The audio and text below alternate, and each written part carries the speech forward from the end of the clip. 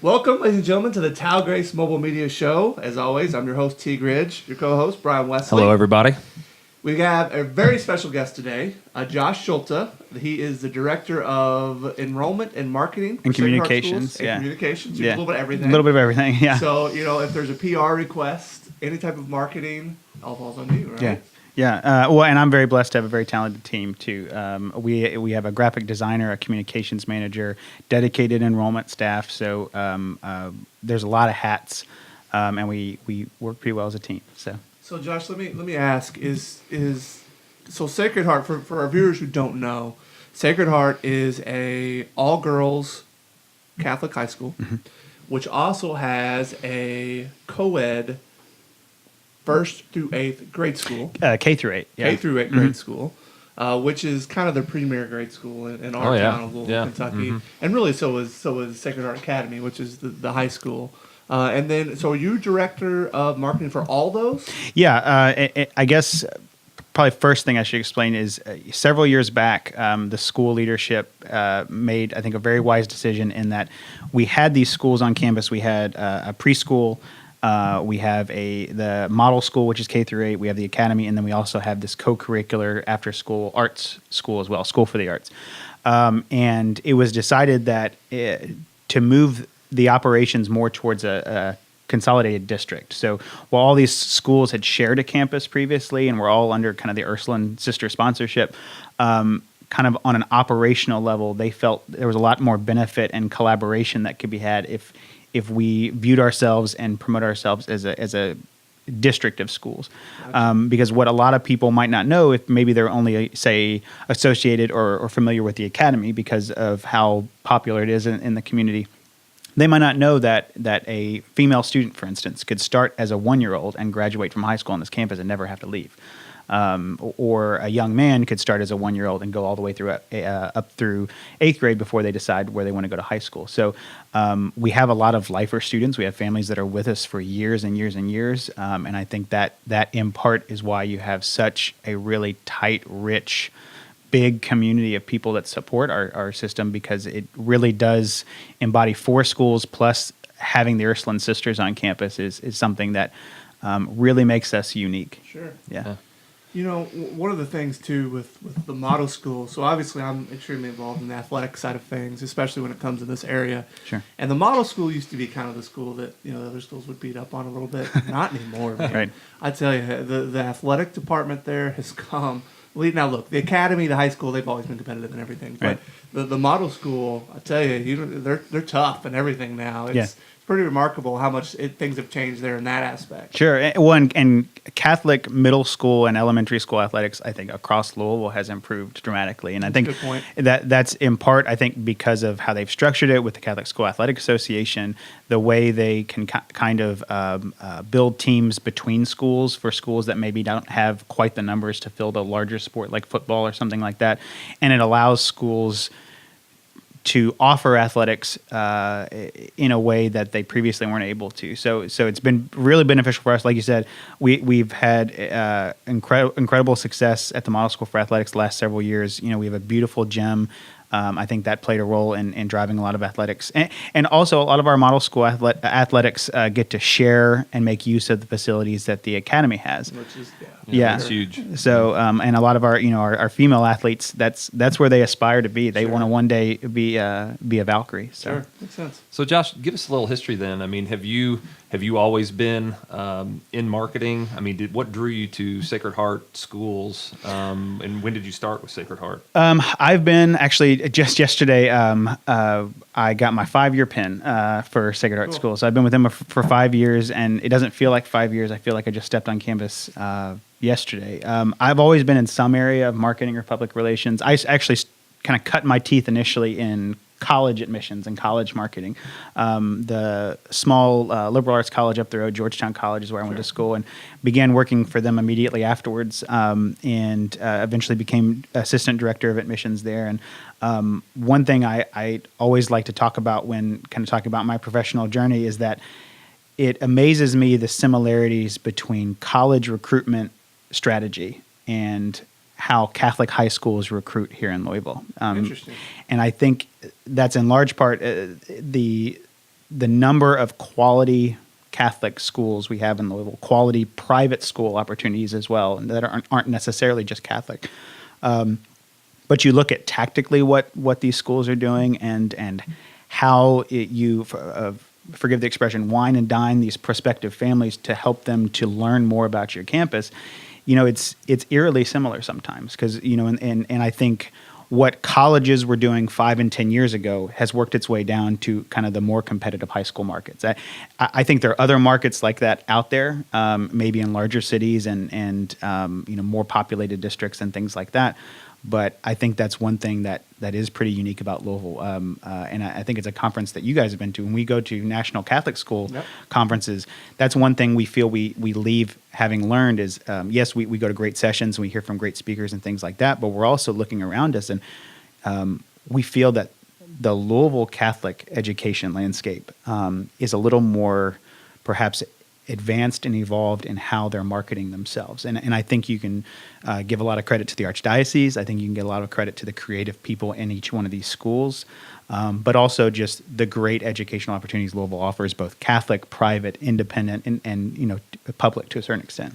So, I mean, with that competitive market, I mean, you all have to treat it like a business, right? Yeah. I mean, really market yourself as aggressively as any business would in the free market. I mean, how do you navigate that when in your traditional ways or untraditional ways when you're really trying to attract two different audiences, right? Engage the parents and kids, and how do they both fall into that decision making process? Well, and the unique challenge for us at Sacred Heart Schools is that we've also got these segments of audiences that we're recruiting for the preschool and the model school and the academy and School for the Arts, which is kind of in a league all of its own because it's essentially available to anybody who wants to engage in after school arts opportunities. So I'm an Ursuline kid. I went there. Yeah. Mm-hmm. So you look like it. You're artsy, and I do look artsy. So it is very difficult. We do try to be very aggressive, but I think where we maybe are slightly different from a lot of maybe for-profit businesses is that we have to be a little bit more cautious in what toes we put in the water in trying these new things.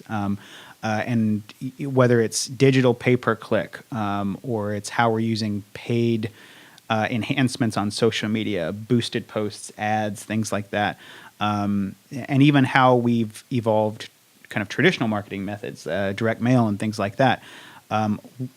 We don't necessarily, and we wouldn't because we're a nonprofit, we're not able to throw as much money and say, well, we're going to drop $50,000 on this pay-per-click campaign that's going to last us all year. We have to be a little more selective and a little bit more modest in finding out what's right for us. And it is an experimentation. We've tried different things on social media and digital media and how we're trying to widen the funnel at the top to attract more prospects. But I think one challenge on the nonprofit side that is pretty common, whether you're a human services agency, which I've worked in that industry too, or education and things like that, is compared to for-profit, our budgets are a lot tighter, and for good reason because we try to create an environment where there's not a lot of overhead and we're putting the money into our mission. But so that means we have to kind of get creative. We have to be more self-sustaining, and I think. Speaking to the marketing, luckily for us, I think there's a lot of bells and whistles and opportunities out there that we've been able to take advantage of that allow us to kind of do a lot of those things ourselves. And that starts with the digital media. On the backside of social media, sometimes that requires us to learn how to do it and execute it ourselves, or where maybe larger for-profit businesses can go to, say, a marketing firm and say, I need you. Help. Can get help. And we certainly do that to a certain extent. There are certain creative services. There are certain more technical things that we can't do ourselves or don't have the time to do. Right. And we have to farm those things out. But overall, I think we're learning to operate more as a self-sustaining, almost creative entity in ourselves. So can we handle our own social media? Can we handle our story arcs and our marketing campaigns, the design element, the web management, things like that. Those are all things we're trying to take more and more responsibility for. Yeah. So, I mean, with while Teed's looking for that. Well, okay. You can't really tell, but as our YouTube channel viewers can see, well, Josh basically yeah, I guess this was your baby, right? Yeah, I guess in terms of directing those Sure. pieces this year, we did launch a new marketing campaign at the academy, and took things in a different direction than we had the last couple of years. We have an in-house designer. Sometimes, depending on the workload and depending on what we're designing, we can also farm that out to designers we know. But the creative concept that more often than not will come from inside our team. And what we've seen here has been absolutely brilliant. So I mean, it's really a notch above the competition, in our opinion. I mean, it's seriously, we've had schools come to us and say, "Hey, we got Sacred Heart folder, we want this." So it's been pretty cool what you guys have been able to do on the marketing side. I'm glad you brought up social media. Can you give us some advice or some things maybe that are working better for you than others? I mean, obviously you guys are trying a little bit of everything. I know you're doing Snapchat, I know you're doing Facebook, Instagram, Twitter. What seems to get more? What resonates better with your demo? Well, and I think every year we have to re-ask that question, and not just because we know that, say, the middle school and the high school students are changing on a rapid basis where and how they're getting their information, what platforms they're thriving on, but also of the parents. We know that, and we saw this a couple years in some feedback we got at the preschool, and it's really started to work its way up into the model school and even the high school, is we've entered an age where because of we're getting information from all sides more so than we ever have before, and I think that's softened us to the invasion of it. So parents don't mind getting too much information. They'd rather have too much information than not enough. So what every year businesses and I think nonprofits too have to think about themselves. Think about how many touch points are too many touch points, or with whether it's direct mail or e-com or social media, they have to kind of rebalance the scales in how they're communicating to families. And I'll use this as an example. A couple years back, we were using a particular local firm to do some media buying, and one thing they ask is, can we go into one of your classes at the high school and just kind of talk to the students about their use of social media? And this was their this was the area of expertise that they had. Sure. We knew that they'd come in asking the right questions. So we get into the classroom. The first thing they ask is, okay, guys, what type of content and how do you get your information on Facebook? And the students deadpan. They look at each other So and they're what's like, Facebook? We don't really use Facebook. My grandma's on Facebook. But Yeah. we had to kind of there was and we kind of knew that. We knew Sure. this was kind of at the front end of the move to Instagram.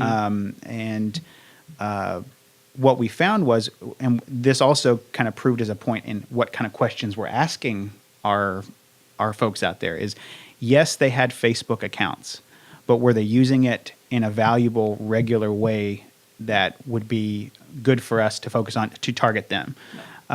They all have I mean, there's still Sure, high school students still have them. Yeah. Yeah, they have them. absolutely. Yeah. It's to appease their parents more than anything. Right. Yeah, and they might use it for a very specific function. Like there might be some very specific organization or group that they connect with using Facebook. So, or a young alum group or something like that. Right.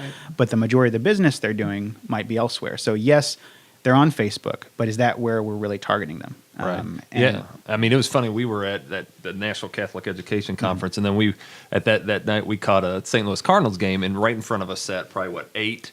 I say kids. They were probably they're 15, 16, 16. all that stuff. So Teague was like, "Look, let's ask them was what gonna they're prove a using." point. Yeah. We were talking about Facebook and what that age group's using, and how Snapchat is. I mean, that's trumping everything. Snapchat and Instagram.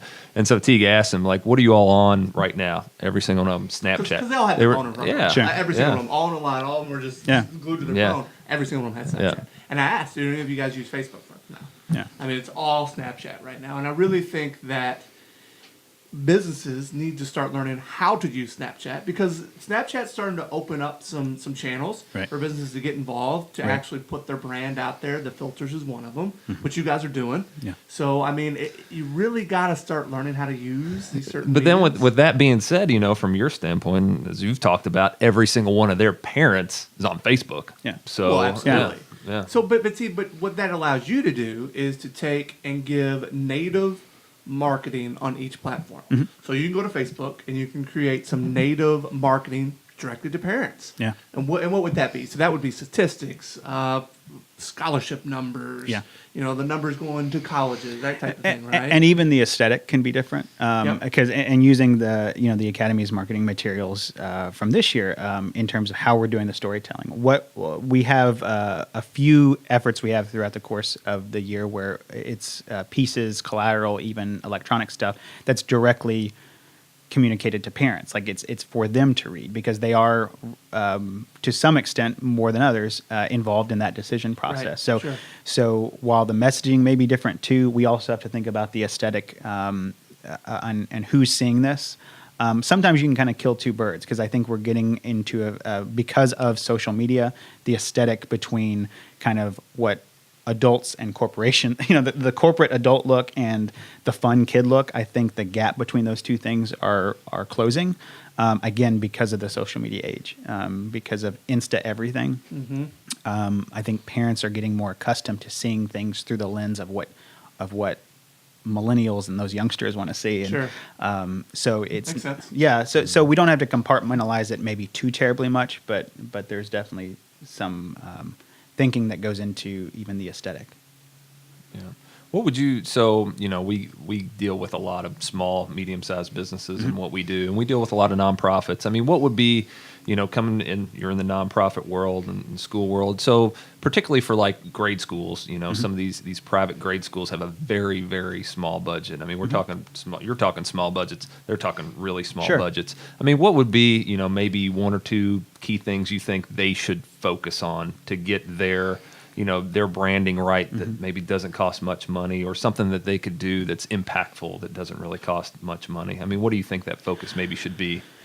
For schools and nonprofit organizations that maybe because they don't have dedicated professionals in like a marketing or communications role, oftentimes will kind of independently farm out or contract certain services to groups. And some do all of their work through a firm, like almost on a retainer, and then some it's video services or it's social media management or even it's graphic design work. And these professionals who are very good at what they do, one thing they'll tell folks is, and you guys talked a little bit about this in terms of relevance in your last podcast, was you have to have a presence. And if you're not there, you're not relevant. And one thing we probably learned like 4, maybe 5 years ago,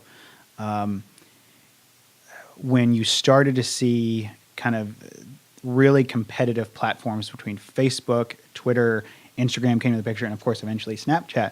And of course, you can throw LinkedIn in there if you want to. Also, although I think it kind of sets out on its own. If you don't have the manpower or time or resources to populate meaningful content across all those things, you don't need to be on all those things. And that's what we kind of had to learn the hard way, I think. And what a lot of nonprofits do is, well, we need to set up a Facebook account, Twitter account, Instagram account, Snapchat. The list goes on, Tumblr, all these Right. things. We need to have a blog. We need to do all these things. And we, I guess, went at it that way. But eventually we had to say, from a manpower standpoint, from a resources standpoint, are we going to have 16 platforms that we're going to spread ourselves too thin and the content will not be engaging and enriching enough?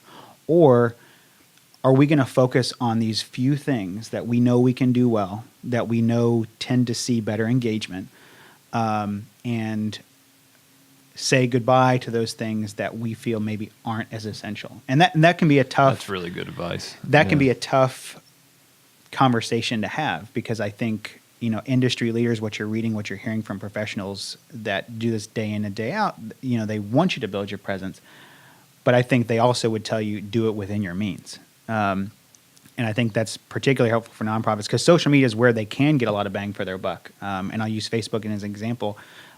Boosting posts and paid ads and things like that, regardless of the technical aspect of it, because I realize you have to have someone who knows how to do it. And but you also, from a cost effectiveness wise, the potential reach for on the dollar, I think, is much more effective because it allows you to target. It allows you to kind of build Hyper target. Yeah. hyper target. Right.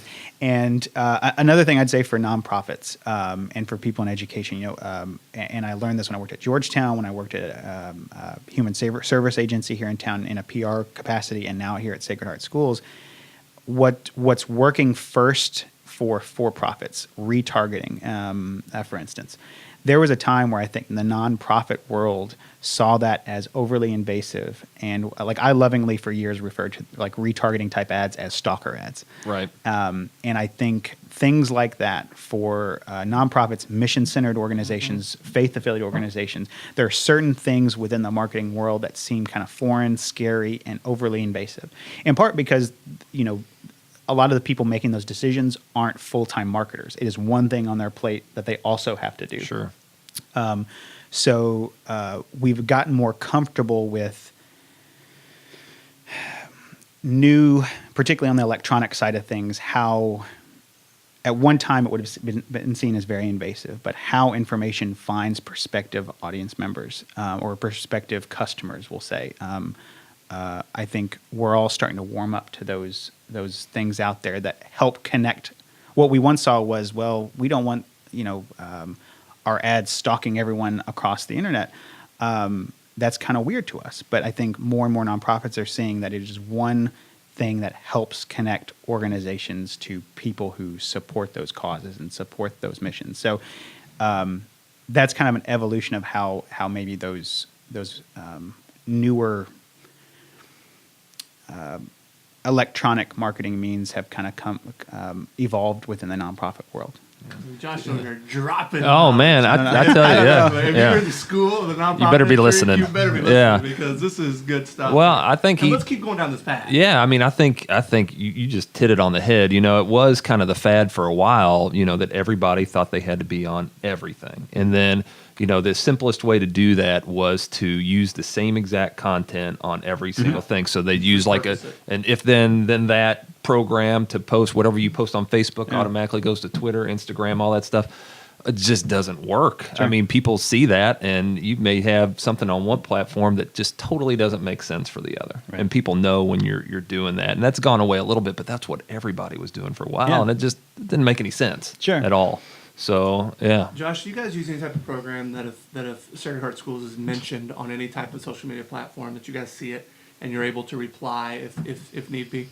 Well, I using Facebook, I mean, the built-in analytics and the built-in tools of Facebook, and even things like Hootsuite, like using kind of a third-party management system like Hootsuite has helped us quite a bit. And we know that there's others like out there. Sure. And Hootsuite's kind of the leader, and it's pretty cool. Sure. Because, if anybody mentions your company at all, for those of you who don't know what Hootsuite does, is basically it's one screen with you load all your different social media platforms, and if anybody mentions your screen name or your handle, then you're able to reply immediately. You're able to kind of see what's going on with your own social kind of community, and if you need to reply to negative comments or if you want to reply, hey, thank you. Having a presence and actually going out and communicating and actually talking to the people who are talking about you is how you grow that type of social community.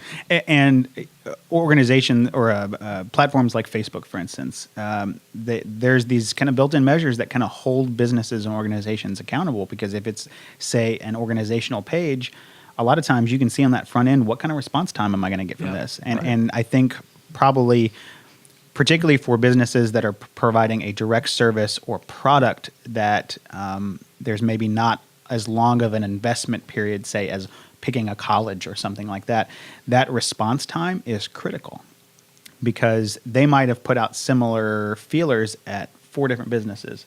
And Facebook has a built-in analytic that the front-end user can see, that's essentially adding to their overall review experience with that organization. If I go to X business's page and I know it's going to take them 2 weeks to get back to me, and they only respond maybe 50% of the time, that means the customer service side may not be as good as as the other one I might be considering.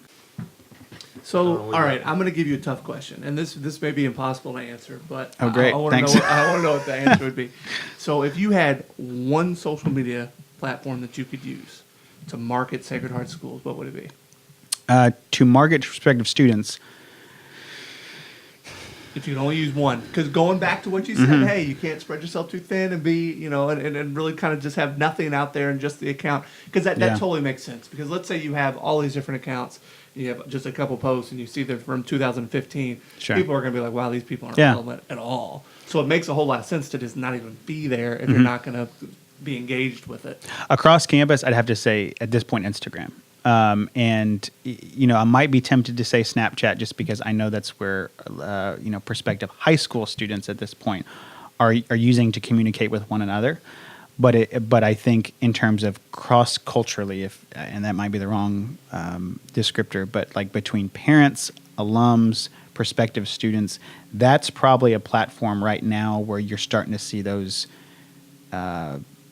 three different segments of our audience kind of converge.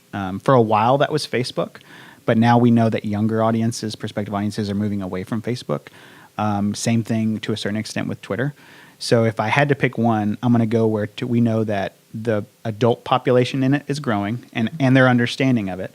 Our younger age students, I think, are still taking advantage, and even kind of our younger alums, we'll say, are definitely using the Instagram. What type of content are you putting on Instagram? What resonates the best for you? And this is pretty common knowledge, and it's, I think, what if you go out there and read, or if you talk to you guys, you guys know this. It's video content. Right. And I think Instagram first opened up for kind of the pretty visuals, and taking, and I fell victim to it too. I took a lot of pictures of my food, Sure. and I took a lot of pictures of my toes in the sand at the beach, and The artsy. but even a lot of the functionality and how you can use that to boost those posts, and third-party filtering and apps, for instance. Like, I don't have to be a graphic designer to a certain extent, because if I have my PhotoFi app, I can bedazzle a photo, add some graphic elements to it, add some filters, and then pop it out there on Instagram. So, and I think those types of tools, like kind of in-app editing things, are where bang for your buck nonprofits can take advantage, because for a one-time fee of $199, you can buy an app that allows you to really embellish and build the richness of your content. But video is where everything is going, and you see that because of Snapchat, the live features on Facebook, Sure. the live features on Instagram, just speaks to the immediacy of how social media users want their content. Yeah. Something I want to hit on real quick, Brian. Sorry to interrupt you.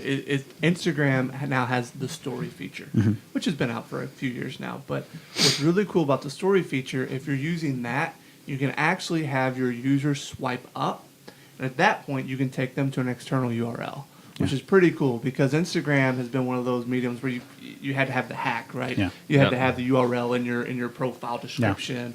Now with that story thing and the swipe up feature, it's kind of changed the game a little bit on Sure. where you can kind of call to action Yeah. your users.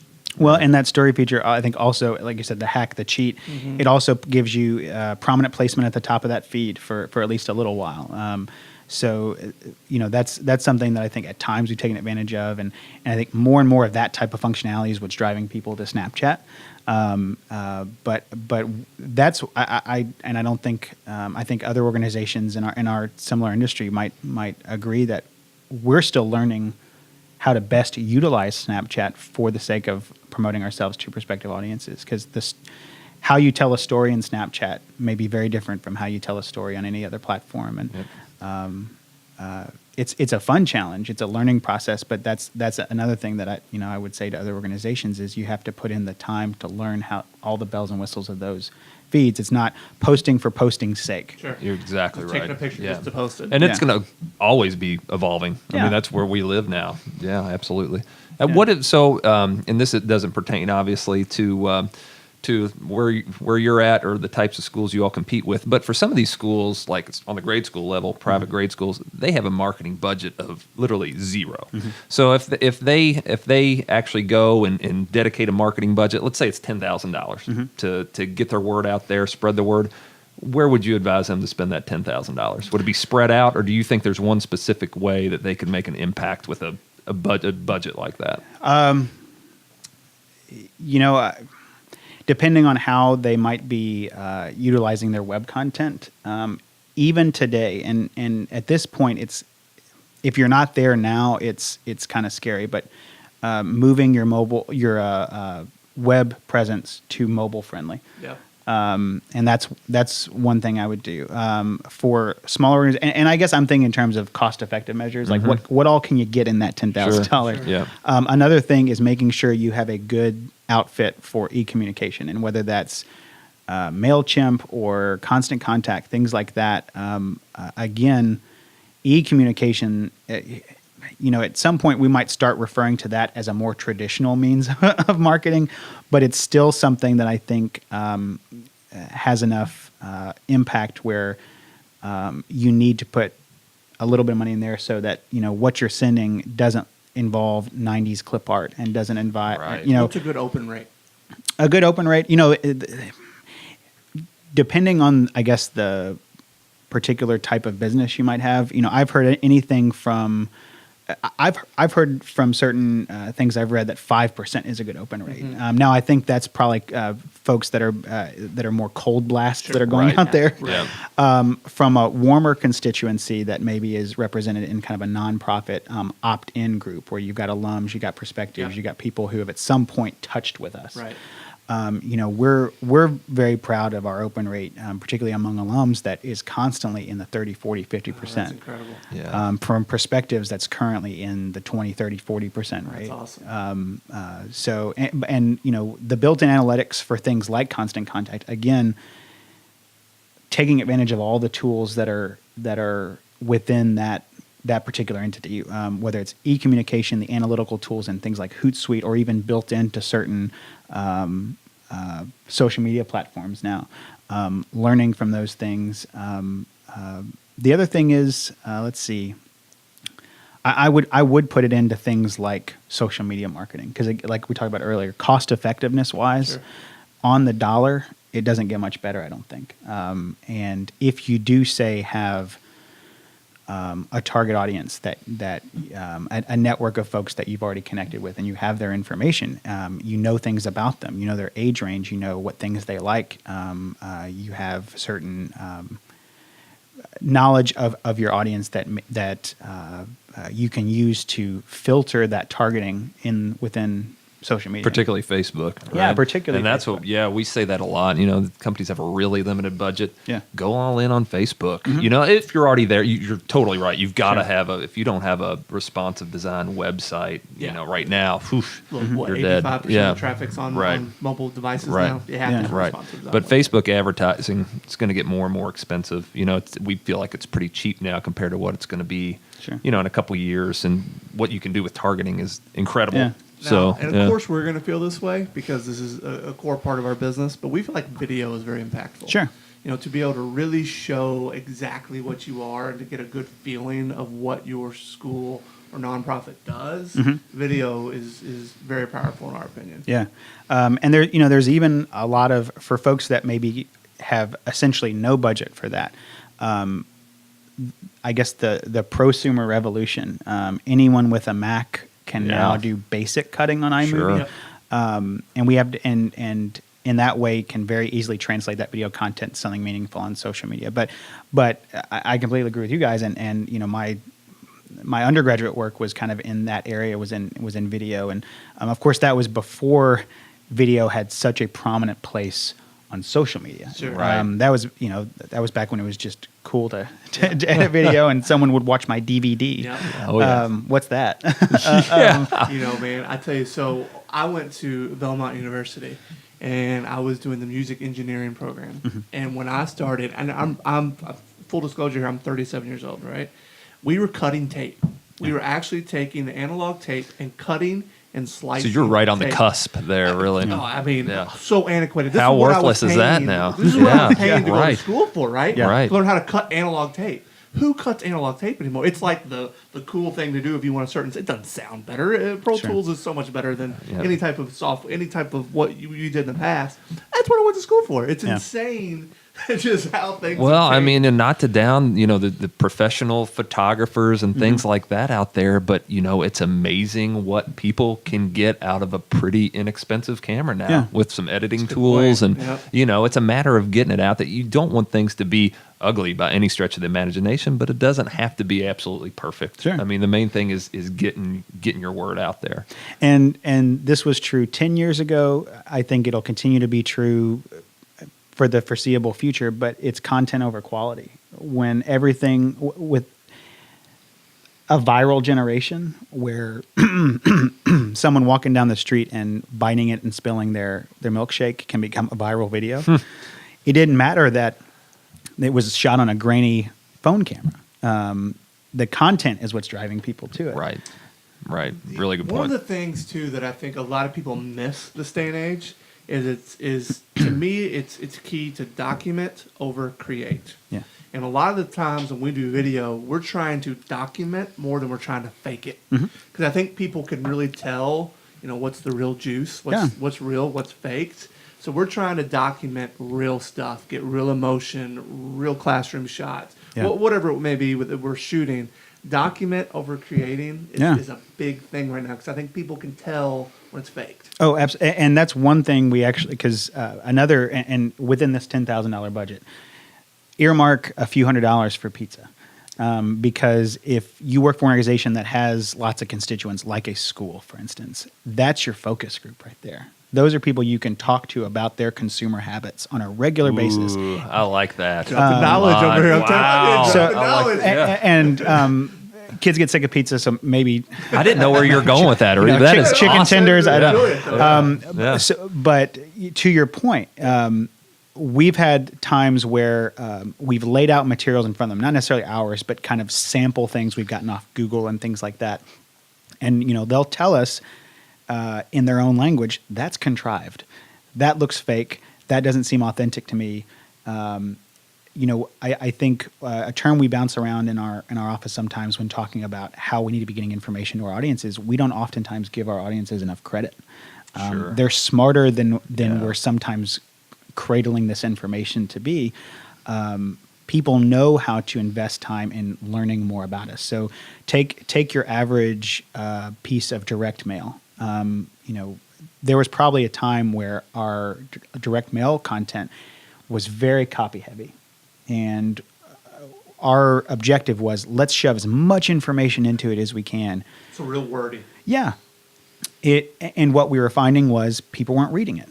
If it had an impressive graphic on it, if it maybe got their attention with a specific brief quote or infographic or something like that, where they do learn something from it, but it's not necessarily meant to over-inform them. It's meant to provoke them to take that next step, whether that's to schedule a tour of the school or to learn more on a particular part of our website or to follow us on Instagram.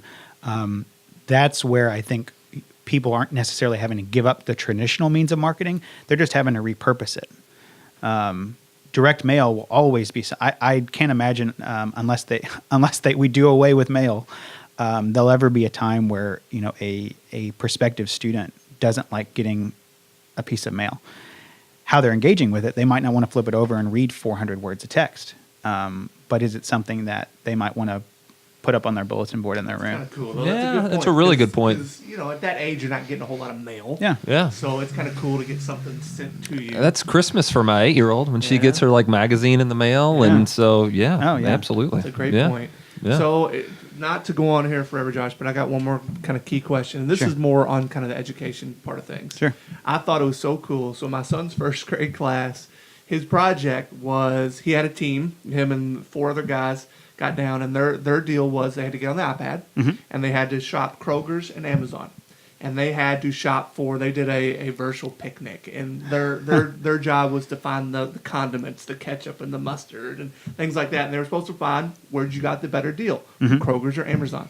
We're talking first grade, all of them using an iPad, surfing the internet to surf Kroger's and Amazon to price check. Is this where education's going? I mean, is this the future? I think about my nieces and nephews who, at the age of 3, were well more advanced in the use of these devices than I was. But I think there's kind of a tipping point where schools are being pushed to have technology in the classroom for technology's sake. Well, this school has smart boards. Well, this school has touch Just panels. for talking points. Yeah. Well, this school has a Just cart to of say we're iPad. tech savvy. Yeah. What I think where schools have to differentiate themselves, because there was a period when we were in school where if you were visiting a college and that computer lab really really computer lab. yeah. I was playing Oregon Trail in Yeah. my computer lab. so- On your Commodore 64. but the days of like the traditional computer in the classroom or computer lab in the school, the schools have to differentiate themselves by explaining how they're using the technology. Because I think what you spoke to is a very practical use of it. And there's so many cool apps and engagement tools. Like for instance, this is one of my favorite examples from the model school. We have a math teacher that loves putting QR codes on particular pieces of homework or assignments that if students are struggling or being challenged with a particular concept, they can, with a device, scan the QR code, and it might take them to a podcast or a video that's awesome. of either That is awesome. the day's lesson or a message from the teacher or something like that that can walk them through it. So that interconnectivity with the teachers, every school to a certain extent is going to offer a technological advantage. But the parents, I think, are getting smarter and smarter and digging deeper and figuring out, well, how are we using that technology to benefit the student, and not as a platform for games or a distraction or just the bells and whistles. Are they benefiting from it? So if you're a teacher that's a little more old school, that's been in this game forever, it's like, nah, I've done it this way. I know what I'm doing. You better kind of conform, or you're going to kind of get pushed out of the way. And I, man, that is so cool because really, you can find anything out there. Google, you can find anything. So to teach a kid, if you don't know something, go look it up. I mean, that's what that teacher. It's out there. There's help out there. Go look it up. It's isn't teaching. that a much different conversation in education anyways? Can't you teach yourself really whatever you want to teach yourself at this point? Isn't that going to change how education's got to approach teaching kids? Well, and if this is where I kind of wish I had an educator standing behind me that could speak to it a little more fluently than I can. But again, it boils down to are the tools being used for things like critical thinking? And not just making our lives easier. Like, yes, we can Google anything we want now, but like, let's say a student's out in the middle of the woods and they don't have Google. Do they have the frame of mind, the kind of constructional learning that's going to allow them to create from scratch or figure out a solution on their own, as opposed to just Googling it? So I think while the technology pushes us in a way to where it can tell us everything we need to know without us having to do a lot for it, those same technological tools, I think, are going to be valuable in teaching this next generation of students on how to create, how to build, how to solve problems, how to collaborate. And there is a thick red line on what is, again, technology for technology's sake that is turning our brains to mush. And those tools that are specifically designed for educational purpose to enrich the student experience on a practical level. It's you're learning the lessons, you're reading the text, but you're doing these activities that help strengthen skills that kind of transcend topic. It's not a math topic. It's not a English topic. I mean, we're talking basic life skills, problem-solving skills, creation skills, things like that. So awesome. Yeah. Love it. I think that's a great way to end. I mean, that's awesome. You imparted tons of wisdom. We appreciate it. I mean, dropping knowledge is an understatement here. Yeah. So, Josh, thank you. Obviously, you're brilliant in what you do, man. We really appreciate your time. Thank you. I appreciate it. Talgrace Wives, we've got a new website. Check it out. We're in this middle of this rebrand where we've moved from Talgrace Marketing to Talgrace Mobile Media, because obviously that's where we think the world's going. So we're rebranding ourselves a little bit. A part of that's a new website. So please check out our website. If you'd like to subscribe to our YouTube channel, hit this button that's right here. Right hit here. subscribe. Down below. Yep. And then we'll see you next time. Thanks so much.